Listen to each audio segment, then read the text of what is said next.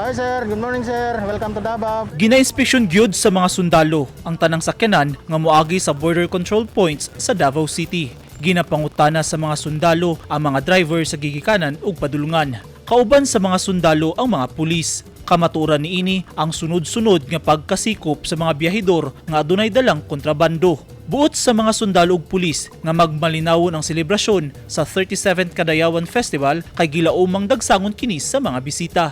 Buong buo ang ating task group dito sa Davao, dito sa Lacson para mag-checkpoint, no?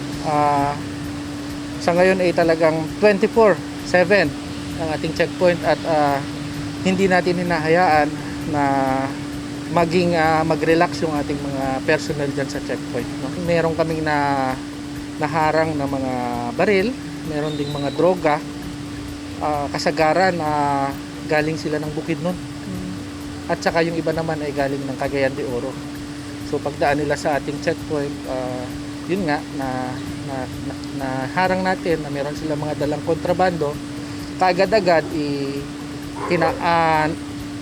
tinurn over agad natin sila sa mga pulis na kasama natin sa checkpoint. Dito sa Lacson, meron tayo dyang scanner. So x-ray siya, kagaya din sa airport.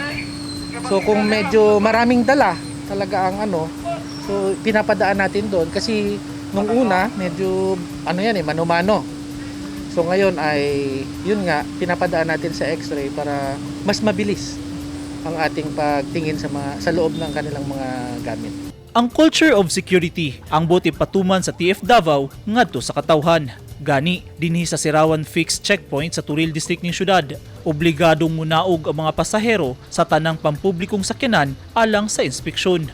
In regards sa Kadayawan, sir, mahaba po yung preparation natin na ginawa dyan ng Task Force Davao.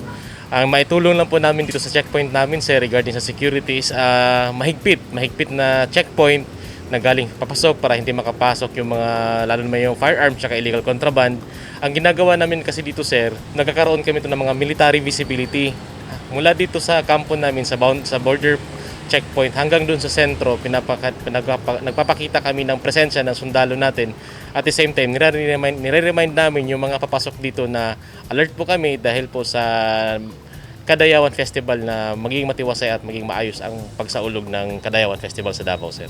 Plastado na ang integrated plan sa Public Safety and Security Command Center aron hapsay ug malinawon ang pagsaulog sa Kadayawan. Niadtong Miyerkules sa hapon, Agosto 10, gideploy na ang mga personahe gikan sa nagkadayang law enforcement agencies nga gitahasang mubantay sa seguridad sa syudad sa tanang aktibidad sa Kadayawan. Sumala sa DCPO, kapin kun kulang 11,000 ka mga sakop sa security forces ang gideploy. Dulan usa ka libo sab sa mga personahe sa City TMO ang gipakatag sa kadalanan sa syudad atol sa selebrasyon aron masigurong hapsay ang dagan sa trapiko, hilabi na nga dunay mga ipatumang rerouting scheme. Kooperasyon sa publiko ang panawagan sa mga otoridad. Eugene Hinutan, Newsline Philippines, Davao Region. Stay safe.